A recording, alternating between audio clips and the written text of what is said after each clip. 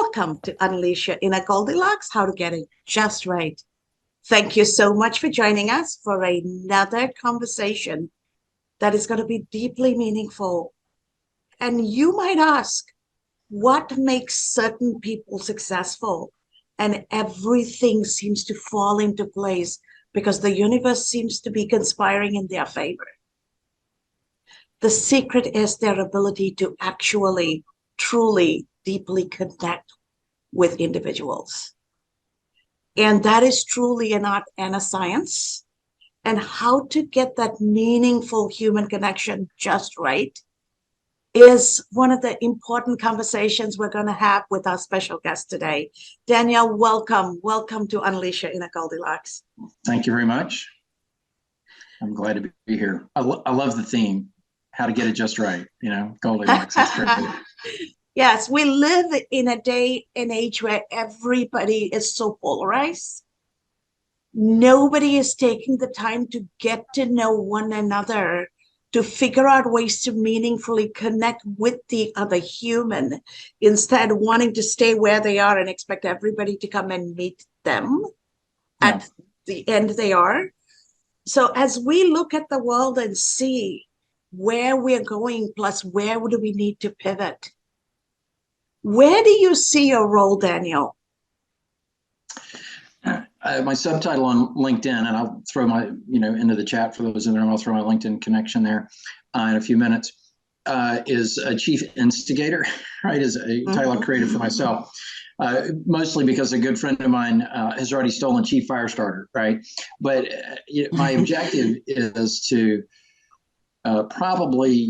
is to change, whether it's going forward or going back to, it was up for debate. But I always put the word networking in air quotes if I'm speaking, and if I'm writing it, I literally write it with quotation marks around it, because I'm a firm believer that we should all stop networking as soon as possible and start to build business relationships that matter.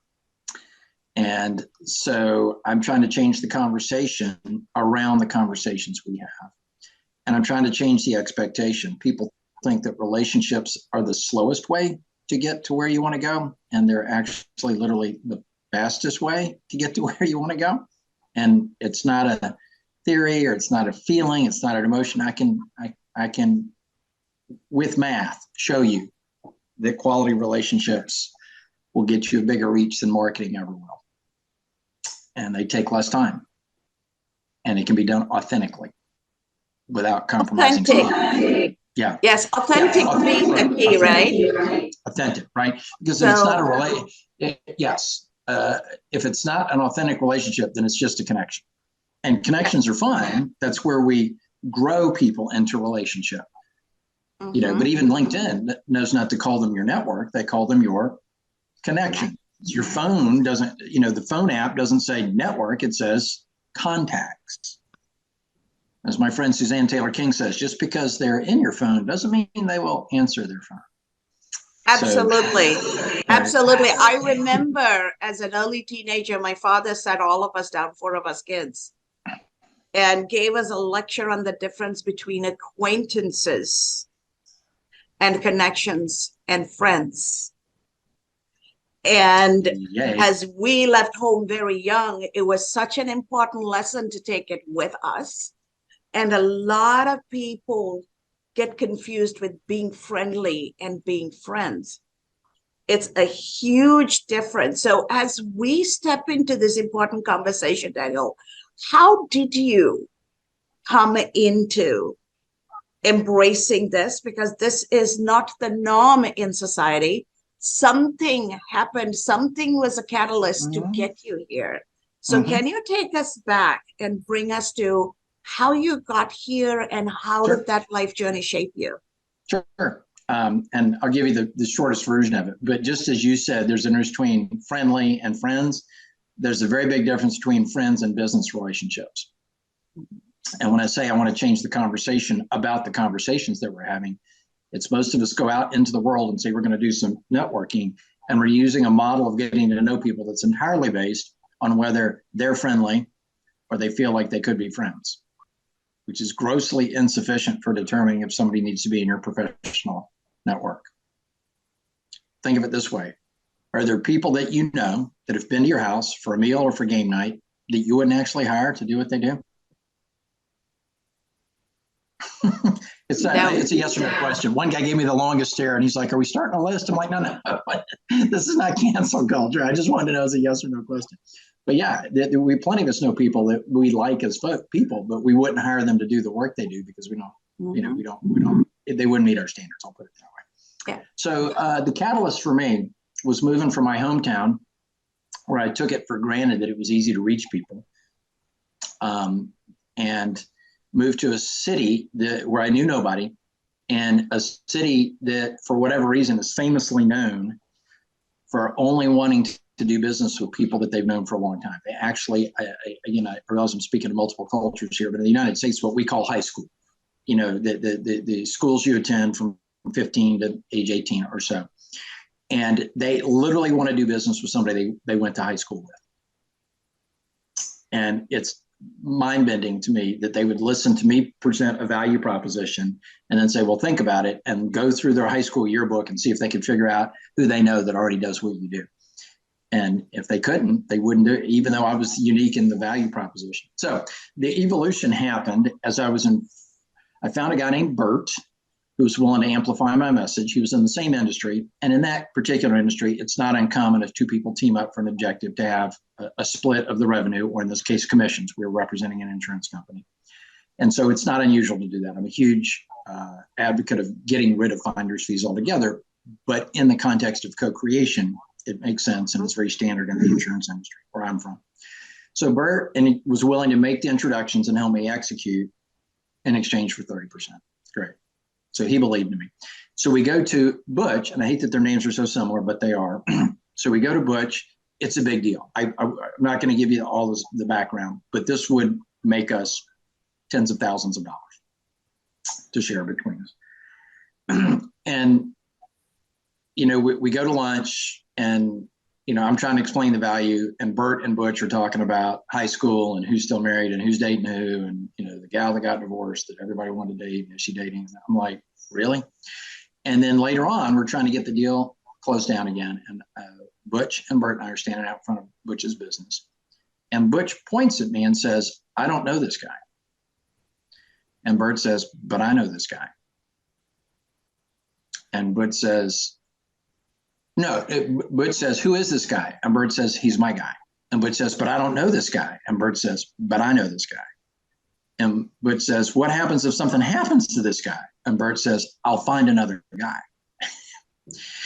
And I would have thought, based on my limited understanding of network and relationships, that Bert missed the golden opportunity when Butch started questioning me and my credentials to talk about how great I was and how much Bert trusted me. And, he had vetted the process and he knew this was a good offer. And he didn't. And at first my feelings were, by the way, we got the deal. At first my feelings were hurt. And then I realized it's not my relationship. Bert is not in the position of building my relationship with Butch. Bert is leveraging what already exists, which is his relationship with me and Butch's relationship with me. He knew the longest route was to step out of the way and let me try to shine in front of Butch, because I'd already done that once, meaning it wasn't going to get any better. Whatever I'd said at lunch that day, a week or two before. And Bert went back to the basic point, which was, but Butch, you trust me and I trust that guy. I'm pointing off to the side. Of course, he was referring to me. And I'm like, oh, I totally misunderstood what networking is. Mm-hmm. Building a network is not so that you can meet more people faster. Building a network so that you can borrow the trust that they've already built. So I love what I'm hearing. I am not from a dating culture, but I've always felt that the Western tradition of networking is like speed dating. Mm-hmm. You go from table to table to table, meet people, but you really don't know the being that the other person is, and they don't know you as a being, right? And in my mind, I always think of it in terms of, just because I drive by an ATM machine, I don't get to go get cash from it when I need to. I need to build a relationship with that bank by opening a bank account and making sure that I do all the right things over time to build up that so that when I need, I can go and draw from that ATM machine. And to me, relationships are that way. But a lot of times, folks don't do that. And when I don't have the need for you, I don't need to know you. And when I want you, I will come get you. What advice do you have for people who think relationships are transactional?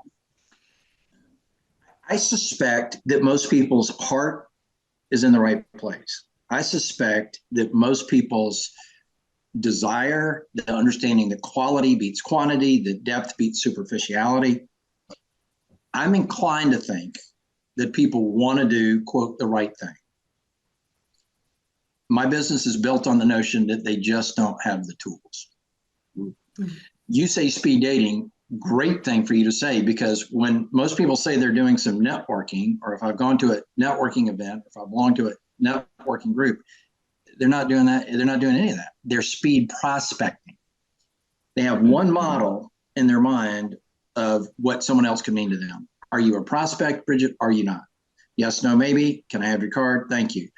Robin, are you a prospect of my business? Am I a prospect of yours? Yes, no, maybe. Great. Can I have your business card?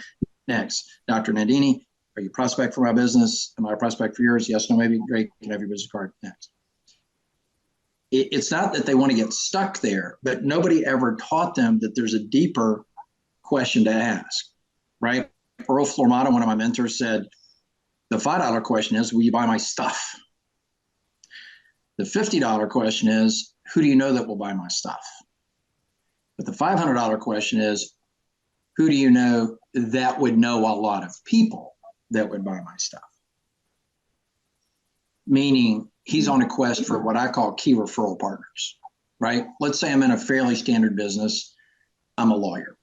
Almost any of my friends could send somebody to me, an attorney, right? A solicitor, I think, blank yoke calling there, right? Almost anybody could refer somebody to me, anybody that I know. But a moving company, let's say I practice divorce law, okay. A moving company comes in contact with more people than average that might need a divorce attorney, and I come into more people than average, a man or woman on the street that might need a moving company. We probably ought to include a realtor in that mix too, right? And maybe more than one, because they might not want to use the same realtor, but maybe they do. I don't know. Does that make sense? So that's key referral partnership, right? Now, if I were a divorce attorney, I may go solicit and start to build a relationship, if possible, with hairdressers and salon owners, because they know 6 months before the husband knows that Sally's about to move out. Right? Listen to her complain about husband for months, right? And by the way, in the concept of karma, just as many a hairdresser has helped save relationship, I once helped the young woman cutting my hair move from fighting with her boyfriend to engaged after one conversation. Meaning one conversation with her. It took more than one with the boyfriend. But when I stopped back in 6 months later, she's like, oh, by the way, thanks, we're engaged now. So I'm doing my part to put back into the world and save the relationships of hairdressers, just like they're out there, save the relationships of the rest of us. So anyway, the point, ADHD, you can tell, right? The point is that, they're stuck with a modality of, are you my customer? And that's the only question they know to ask. And if they do know to ask, who do you know that would buy my stuff? That literally, that's the way they ask the question. They don't bother to figure out, what do I need to know about them before I will send a referral? Right? Just because you do a thing doesn't mean I'm going to send people to you, right? Most people, when they're networking, I call it marketing by hand, which is the most time-consuming method possible. You may as well have gone into the car park and slid a business card under the windshield wipers on the bonnet of every car in the parking lot, right? As far as what you accomplish at the event. And, they need to know, number one, they need to take next steps. They need to sit down via Zoom or over tea or coffee or breakfast, and they need to start to discover the referability the trustworthiness of the person they're talking to with the same fervor that they're trying to uncover their referability. Because Bridget, if I want you to send me leads for very long, I'm going to need to send you some. And if I never discover your business model, or if you're trustworthy in your business model, I'm not going to send it. If I spend all my time convincing you what I need, you may never send me a referral because you can already sense I'm in it for myself. Or at least I don't know how to make it mutual, right? Again, I don't think people have the right heart. They just got the wrong approach. Much like dating, right? Lots of bad experience there, not because they're bad people, but just using a bad approach. But if I want to continue this relationship, I'm going to need a position to send referrals to the people that are sending referrals to me, right? Or support, or, whatever that looks like. And by the way, when people give up on the literal swipe left, swipe right dating scene, what do? They tell all their friends what they want in a partner. And about 6 or 8 months later, they find themselves in a relationship with a partner. They're doing what? They're building their network on a social level, right? They're asking their friends, you run into more people than I do, or you run into different people than I do. This is what we're looking for. Right? My Christmas party last year at my house has resulted in an engagement. Nice. You should, in my part of the world, you'd be charging a broker's fee, a percentage of the dowry. Well, I also got one angry dude because his girlfriend made a move on the other guy at the party. She was here with her current boyfriend. Now she's engaged to somebody she met at that party. So I made two friends and one enemy. That's interesting. You want to get rid of your partner, or you want to find a partner? 257 Tufton Court, Casey, South Carolina, December 8th.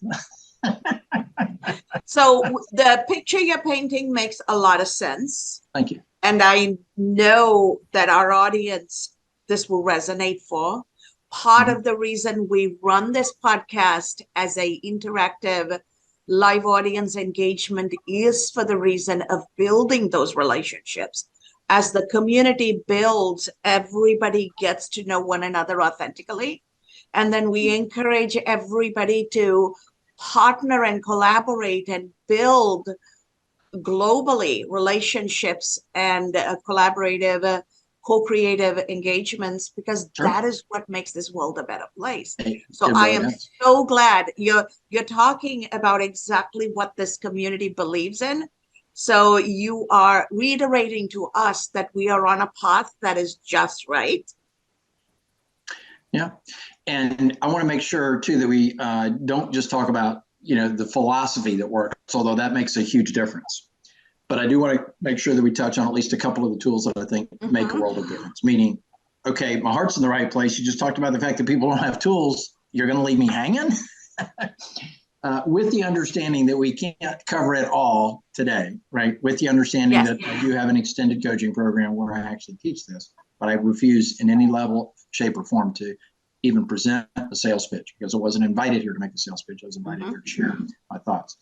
I would propose that it's either impossible or very, very, very difficult to build relationship in a group setting. I usually say impossible. People try to give me some pushback, so maybe I'll settle for very difficult. I believe that has to be done in a one-on-one or two-on-one setting. 2 or 3 people sitting around a Zoom, sitting around a table, sitting around a breakfast, lunch, coffee, tea, whatever, and getting to know each other a little bit better. But I would say that you can do some things that are positive in the group environment. You can build some familiarity. You can build a degree of likability, right? Seems pleasant, easygoing. I do know a couple of pathological liars, and they present as pleasant and easygoing too, by the way. So absolutely, can't always take it for granted. I think you can maintain relationship in a group, right? When I get into a Zoom where there's people that I know, I DM them good morning or good afternoon directly. It doesn't make me stand out. Oh, wow, Dan's the best. It's just like, oh, hey, right? So it's maintenance. I firmly believe you can lose relationship in a group exponentially, right? Meaning if I mistakenly or offhandedly insult a friend of mine and it's just the 2 of us, we can smooth that over a lot more quickly than if I do it in front of a group. He or she might be have their ego so bruised and worried about what other people think that it takes a long time to get it back. I mean, I couldn't even begin to tell you the number of people that have been complete jerks in front of me. And I'm thinking of one particular example where the guy came over and said something sexist to me in front of 3 women, which made him look bad. And it also made them question what I stood for, right? Because why would John speak this way to me in front of them, right? You know, and I'm like, wow, yep, we're not ever going to be friends again. So that makes total sense, Daniel. So I want to talk about mindset. As you're talking about tools, I also want to touch on mindset. What is the right mindset to come into that one-on-one or two-on-one conversation? Yay. Because the tools you can only employ if we are both showing up at the right mindset. Thank you for asking. Yes, this is the way you show up in any event, any meeting, in-person Zoom. When you've got the time block to spend, in this case with Dr. Kaza and her community, my objective is to bring as much value as possible. I'm prepared to overserve. It's not my goal or objective to overserve, but I show up with a willingness to give more than I receive in that moment. I spoke to somebody a while ago, got a friend of mine, Rob Murray, lives on the West Coast of the United States, happened to be on the East Coast a couple hours from me. I said, I'll meet you for dinner. He goes, that's a long way to drive. I said, it's less than 3,000 miles, so 2 hours, that's nothing. So my wife's working late tonight. She won't mind. I'll come meet you. We sit down to dinner. He says, what are you doing these days? I roughly described my model. He says, oh, I get it. I understand. When I sit down with people, I try to sit down with, no agenda. I'm like, that sounds lovely, Rob. That's a terrible idea. And he's like, what? I said, who wants to sit down with people with no agenda, right? As women, and we were talking about dating, why you don't want to sit down with a guy, or these days, a woman, right, that doesn't declare their agenda. You need to know where we're going, right? I mean, Bridget would only take a lunch meeting with me so many times before she or her husband are like, what's going on here? Where's this headed, right? If we don't already know. So I said, Rob, I believe you mean what I'm about to say, but if you didn't, I'm going to encourage you to shift. I said, I show up with a willingness in that moment to serve more than I'm serving, right? And he said, okay, yeah, I get that. So then I shared with somebody else that story, and he goes, oh, I totally get it. I always try to give more, twice as much as I get. I said, that sounds lovely. That's a terrible idea. He said, what? And I said, you can destroy the relationship just as surely by not allowing them to serve you too at a mutual level. Now, you may have to fabricate what mutual feels like, right? Somebody stands me up for Zoom. Oh, I'm sorry. And I pause and I say, I'll accept your apology on 2 conditions. And they go, what's that? I said that you stop apologizing. You apologize. Unless you have a time machine, we ain't going back, right? And the second is that you either pay it forward to the next person that needs grace from you, or you pay it back because there may be a moment in the future when I'm 5 minutes later, I miss my Zoom with you too, right? So I set the tone for, okay, you can't give me my 30 minutes back, but if you pay it forward or pay it back or promise that you will, that's easy, right? I remember a guy cost me 12 hours of my life by standing me up, found him later that same day, apologized, never told me what the reason was. Doesn't matter, right? Can't change it. And he owned a car dealership. And at the end of the, he kept going on. I said, Corey, I'll accept your apology on 2 conditions. He's like, what are those? I said, number 1, that you stop apologizing. You don't have a time machine. Why are we still talking about 10 a.m.? There's literally no reason to talk about 10 a.m. this morning at 3 in the afternoon. I said, secondly, when I come back, my car will probably be due for an oil change, and I bet you can make that happen. He goes, oh, I totally can make that happen. I own the place. I'll make it happen. Free oil change, no problem. And we laughed, and my coworker got in the car with me, and she's like, man, that was really smart. I'm like, what? She goes, you got an oil change out of that. I said, you think that 12 hours of my life is worth an oil change? I said, you got to be kidding me. I didn't ask for the oil change for me. I asked for the oil change for Corey. I told him that made us even. Because if we're not even, then every time he hears my name or sees my face, he subconsciously remembers we're not even. And he will never be able to tell you why. But if I don't make it even or let him believe that it's even, he's gradually going to pull away from me. He's going to stop taking my calls or return them so quickly. When I come to the front desk and ask for him, he's going to tell the receptionist to tell him I'm busy. I said, I did it for the sake of the relationship, not for the oil change. So you have to give people space to serve you mutually, even if you have to inflate the value of what they're doing for you so that they feel, because people love to help. We love to help. We don't want to feel that you're taking and I'm doing all the giving, but they also don't want to feel that they're taking and you're doing all the giving. You have to search for mutuality, but in the moment, it might not be. Right? A couple days ago, my wife was an hour from home, having lunch with a friend. The friend calls me and says she's slurring her words. She can't get the sugar in the tea. I'm like, please take her to the urgent care clinic. She goes, okay, we'll get her to the hospital. I'll go get my husband from home and have him come get her car and bring it to the hospital. So when she's ready to leave the hospital, she has her car. Right? She did all these things. And she didn't say, but don't forget, I need you guys to dog sit when we go on vacation next week. Right? She didn't say that. She knows that's true, but she's not. See, it's not reciprocity, Dr. Kaz. You do this for me and I'll do this for you. She showed up in that moment and was willing to go to the wall to do whatever it took. Knowing that if the situation were reversed or anything like that happened, I would do the same, right? That relationship exists in a spirit of mutuality to the degree that we're not, it's not you stood me up, Corey, so now I need an oil change, right? We're not shooting for this, tit for tat. Making total sense. Before I open this up for a conversation with the live audience, Daniel, could you take a quick second and a few seconds and tell people how they can get a hold of you, how they can reach you and get to know you? Sure. Yeah. What I do is so unique that there's not like, it's not like an Amazon where you can just go find the product and check out, right? But website is a good way to find my LinkedIn, and I think there's a link. If you dig far enough, you can find a link to get on my calendar for 15 minutes on that website. And if you know anything about how URLs work, you can actually figure out how to get on my calendar for an hour. And if you're smart enough to do that, I'll respect that. But I'll give you the website URL in a minute. I'm pausing because I want everybody to get a pen in case you need to write it down. My full name, Daniel Patrick Andrews, is actually the name of a very bombastic Australian parliamentarian, the principal or the Premier of Victoria in Australia. So you can't find me on the internet. You can't Google search Daniel Patrick Andrews because I'm buried under a million search terms that aren't me.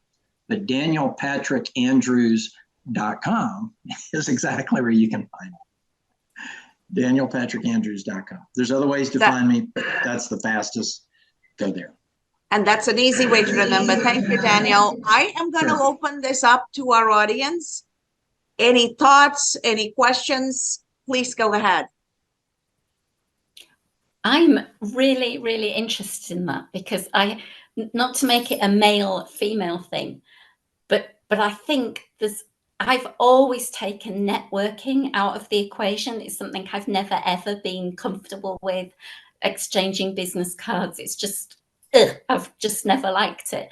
But I think the essence of what you're saying is just turn up and be genuine. I know I've massively simplified your whole business model there, but I think just as you're talking, just the concept of you giving me permission to just turn up and be genuine and to not have to have those little voices in your ear going, oh, you're supposed to say this and you're supposed to say that, is actually massively, I don't know, it lifts a weight off my shoulders because it's something I've never, ever been comfortable with. But I have been comfortable with just sitting and having a cup of tea because I'm English with somebody. Sure. And I just think it is quite revelatory what you're talking about, and actually quite a relief. Good. I'm glad to hear that. I do believe that authenticity is the price of admission. I still think there's good and bad questions to ask as you go forward. Let me phrase it differently. Helpful and unhelpful questions to ask, right? But if you're not authentic, and if you're not willing to show up and be authentic and show up around people that will allow you to be authentic, then you're never going to get to a relationship. But there are questions that are better to ask than others, right? In terms of moving things forward in a business relationship. Yes, definitely. And beautifully said. Thank you for that question, Bridget. That is so in so many of our hearts. And thank you for giving voice to that. Yes, Dr. Nandini, go ahead. Hi, good morning. This was a very going with what Bridget said, it's a liberating conversation because I'm also somebody that has a lot of problems networking in large conferences and stuff. And being an immigrant and moving here, I did have to do a lot of networking and a lot of uh, meeting people to get back to where I belong. And I used to use the phrase, doing what I do with sincerity, not to mean other people were insincere, but I think it goes along with what you're talking about. The authenticity is probably what I meant, being open to do something and help other people. But I think where I struggle with is the cultural differences of being Asian. And I liked what you said, Daniel, about the mutuality. I think that's where I struggle with my relationships because I have a tendency as an Asian to overdo. Overgive. Yeah, absolutely. And that I think is ruining a lot of my personal relationships with American colleagues and friends and neighbors. And I'm not sure how to kind of recognize it. Sure. Well, I mean, you don't keep a scorecard, right? There's not some massive scorecard, that you're, in track of, right? That's reciprocity, and it's marketing, and it's a terrible idea, and it won't ever take you where you want to go, and it won't even really work. But I would say pause and reflect, and I don't mean in a superficial or transitory way. Pause and reflect on how good it feels to give. Right? Raymond McKay, who's a friend of mine, and I've actually I say friend of mine, professional acquaintance, we're more, evolving into friendship. We're in touch consistently now because he and I have the same bedtime and wake up time, and we text each other, put your phone away every night at 8:30. Get your butt out of bed every morning at 5:30. So he and I are actually becoming more well acquainted, right, as we summarize our day with each other and then put our phones away. But several years ago, he came to me and he said, Dan, he said, I had, you've given me some connections, you've introduced some people, met a lot of people. I'm not getting, the revenue, the leads and the connections, prospects, referrals that I would have thought I would have gotten. And he said, I find it really comfortable and easy to give, right? I love helping people and all this, but I'm just not getting anything in return. I said, okay, we'll come back to that part in a minute, but talk to me about how good it feels to give. And I use the Tony Robbins technique, which is, zoom in and make it big, right? Make it big and, bring color and bring, right? I mean, I didn't say that, but I'm like, tell me about how good that feels. No, really, how good does that feel? So I got him worked up over about a minute and a half about how awesome it feels to give. And I'm like, and then, Ray, you're going to rob people of the chance to feel that way by not asking them for what you need? He's like, So understand that people like to give, that people like to feel important. Friend of mine here in town, I say friend of mine, business acquaintance on friendly terms, sold a business 20 years ago for a huge number. He doesn't have to work if he doesn't want to. Starts to get back out in the community because we're doing a big effort on showing more people how to build a successful business in our town. We want our town to be an economic engine for the region. And he said he was coached, by some other people to get out and do some networking. And I said, how's it working out? And he said, I've never felt more helpful, appreciated, and necessary in my life. And I said, Kevin, you realize that you just told me that what feels good to you is what you're giving away and not what you're getting? He goes, yeah. He said, I do recognize that. He said, of the three things, the three emotions he had now that he's out networking, or his opportunity to be in service. It has to go both ways, meaning if he's giving, somebody's receiving. I linked to a video, 3.5 minutes of the 2 questions you have to ask if you want a professional relationship to flourish. I normally charge a lot of money for it. You'll see the price on the site, but the free code is in the text there. Relentless is the free code. Relentless is the free code. But you're welcome to share that with anybody else that sees that, Dr. Kaz. It does require registration, does capture an email address. I absolutely refuse to do any email marketing, so you'll never hear from me. And that is such a brilliant point at which we bring this amazing conversation to an end. Short, but it's amazing how 30 minutes flies when you're having such a deep, meaningful conversation.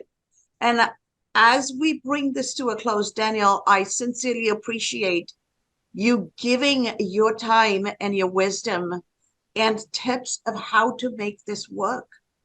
And I appreciate our live audience for being able to receive and give back with your questions and start probing.